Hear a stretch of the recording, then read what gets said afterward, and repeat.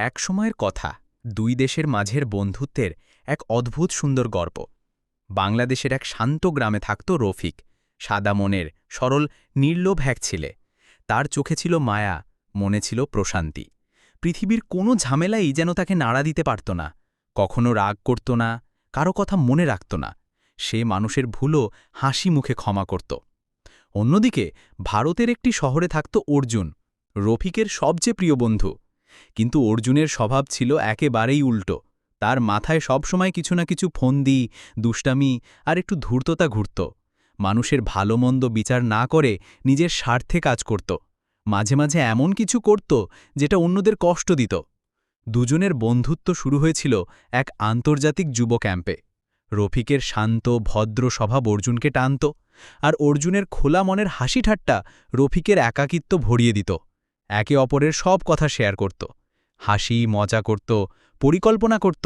মনে হতো দুদেশের সীমানা যেন তাদের কাছে কেবল মানচিত্রের দাগ।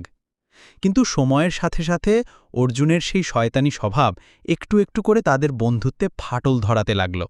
রফিকের নামে মিথ্যে গল্প ছড়ানো, গোপন কথা অন্যদের বলে দেওয়া, আর মাঝে মাঝে এমন ফাঁদে ফেলা যাতে রফিক অন্যদের কাছে খারাপ প্রমাণিত হয়, সবই যেন কোনো খেলার মতো করত অর্জুন।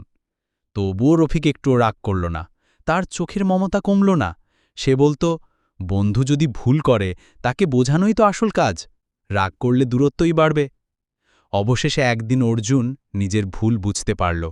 কোনো একটা বড় বিপদে পড়ে যখন সবার দরজা বন্ধ হয়ে গেল, তখন পাশে দাঁড়ালো কেবল রফিক, সেই সহজ সরল সাদা মনের বন্ধু। অর্জুন কাঁদতে কাঁদতে বলল, তুই আসল বন্ধু, আমি এতদিন দোষ করেও তোর থেকে ভালোবাসা পেয়েছি। সেই দিন থেকে অর্জুন বদলে গেল। ধূর্ততা, শয়তানি, কুটিলতা সব ফেলে রেখে সে রফিকের মতো সাদা মনের মানুষ হওয়ার চেষ্টা শুরু করল। আর দুই দেশের দুই প্রান্তের দুই বন্ধু মিলে প্রমাণ করল যে সত্যিকারের বন্ধুত্ব সব দূরত্ব, সব ভুল, সব কষ্টের ওপরে গড়ে ওঠে, যদি মন পরিষ্কার থাকে।